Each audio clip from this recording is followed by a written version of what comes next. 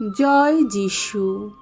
প্রথম পাঠ প্রবক্তা হোসেয়ার গ্রন্থ 10 অধ্যায় 1 থেকে 3 পদ, 7 থেকে 8 পদ এবং 12 পদ। নিজেদের জন্যে তোমরা ধর্মিষ্ঠতারই বীজ বুনে চলো, তাহলেই পাবে তোমরা ভক্তির ফসল। ইসরায়েল একদিন ছিল ঘন পল্লবিত আঙুর গাছের ক্ষেতেরই মতো। সে ফলাত বহু ফল। তারপর সে যত ফলশালী হতে লাগল, সে তত বেশি পূজা বেদিও তৈরি করতে লাগল।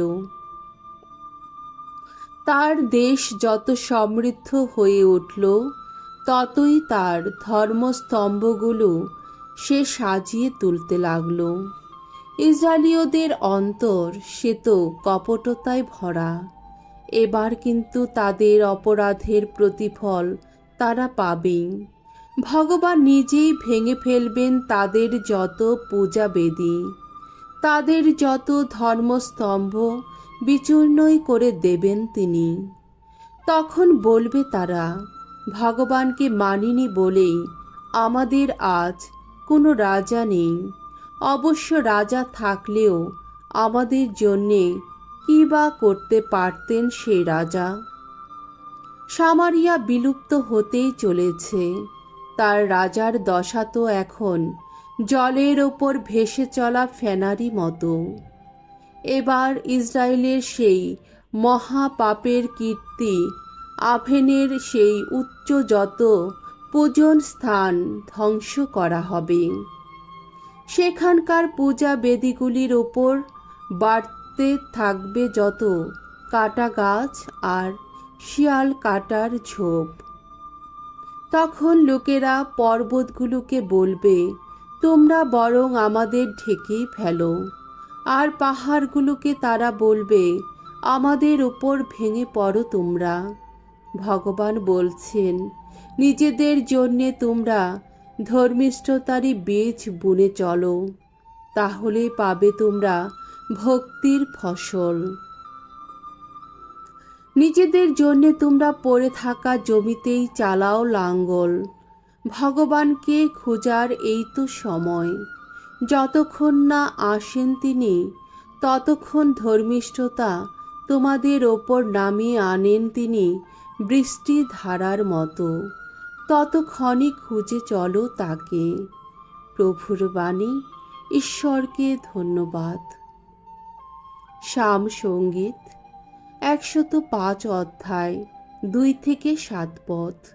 ধুও, এসো, নিত্য করি প্রভুর অন্বেষণ। ভগবানকে শোনাও গান, গাও গাও বন্দনা গীতিকা। বলো শতবার তার অপরূপ কর্ম কাহিনী, তার পুণ্য নাম নিয়ে গৌরব করো। ভগবানের অন্বেষী যারা, উল্লসিত হোক তাদের অন্তর। ভগবান যিনি, শক্তির আধার যিনি, করো তোমরা তার অন্বেষণ। তার শ্রীমুখের নিরন্তর করো অন্বেষণ।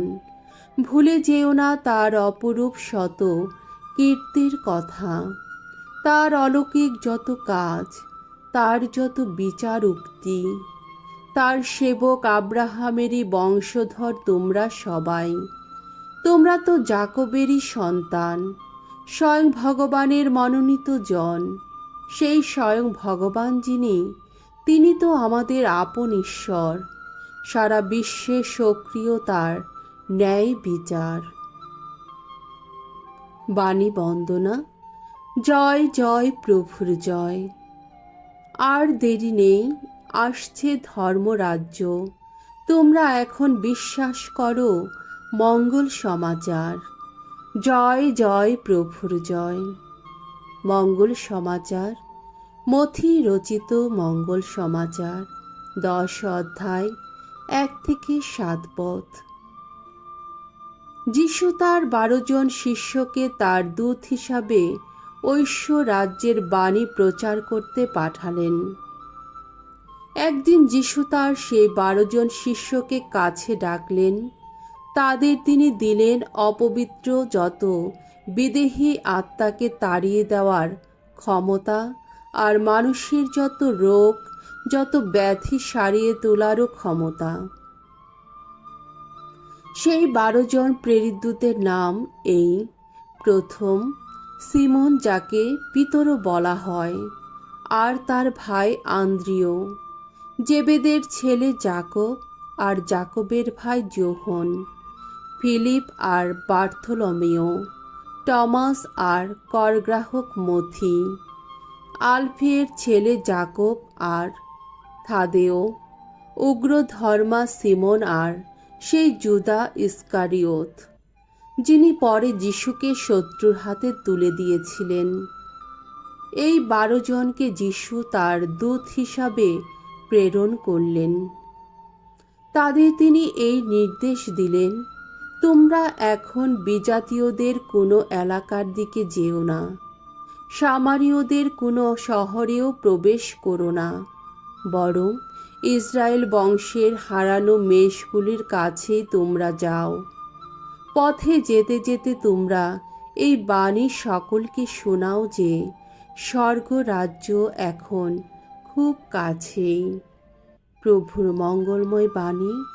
খ্রিস্ট প্রভু, তোমার প্রশংসা হোক।